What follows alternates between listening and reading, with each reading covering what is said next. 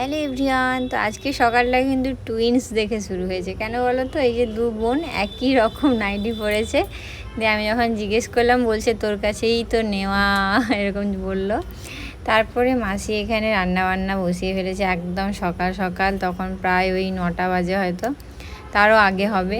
তো অনেক কিছু রান্না করছে আজকে, যখন খাবো তোমাদেরকে দেখাবো কী কী রান্না হয়েছে। আর বনু এখানে পড়াশোনা করছে মন দিয়ে, ওর সামনেই পরীক্ষা, তো ওই জন্য মন দিয়ে পড়াশুনো করছে। আর আমি সেদিন গোল্ড শপিং করেছিলাম, তোমরা তো দেখেইছো। সেদিন এই যে রিংটা দেখছো, এটা হচ্ছে গিফট করেছিল ওই দোকান থেকেই, জেঠু গিফট করেছিল। কিন্তু আমার হাতে এত ছোট, আর বোনের হাতে একদম মাপের, তো ওকে আমি এটা দিয়ে দিয়েছি।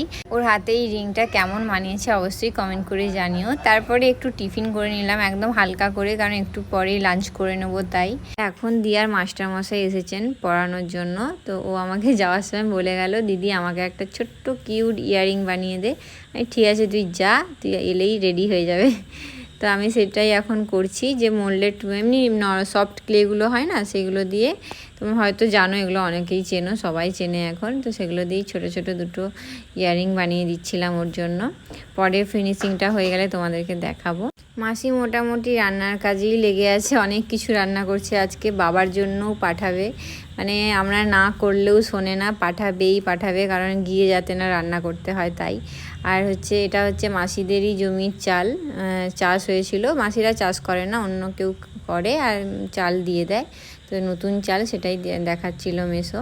মাসির রান্না হয়ে এসেছে, আর একটাই বাকি, সেটা হচ্ছে দই মাছ। তারপরেই আমরা খেতে বসে পড়েছি। আর আজকে তো বলেইছিলাম অনেক কিছু আছে মেনুতে, মাছের ডিম দিয়ে পোস্ত দিয়ে বড়া, এখানে হচ্ছে তোমার উচ্ছে আলু ভাজা, তারপরে ওই মাছের যে তেল থাকে সেটা বেগুন দিয়ে, তারপরে হচ্ছে শাক ভাজা, দই মাছ, আরও একটা তরকারি ছিল, এঁচোড়ের তরকারি।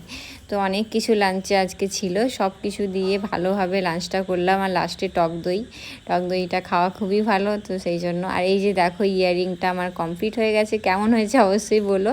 আর আমি রেডি বলতে আমি যেমন ছিলাম সেভাবেই রেডি হয়ে গেছি, শুধু ওপরের টপটা চেঞ্জ করেছি। যেহেতু গাড়িতে যাব, সেহেতু আর কিছুই মানে ভালো কিছু আর জামা পরলাম না, ওটা পরেই চলে যাব, সেই তো ঘরেই যাব।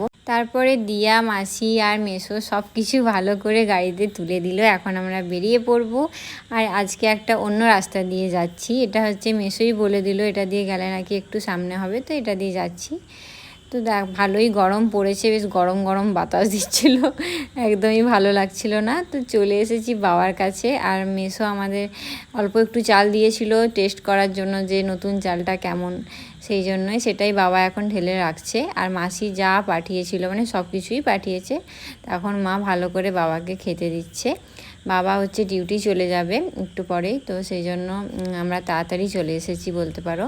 আর মাসি আজকে যতগুলো রান্না করেছিল সবগুলোই খুব ভালো খেতে হয়েছিল। আর সবথেকে ভালো হয়েছিল হচ্ছে দই মাছটা, খুব টেস্টি হয়েছিল।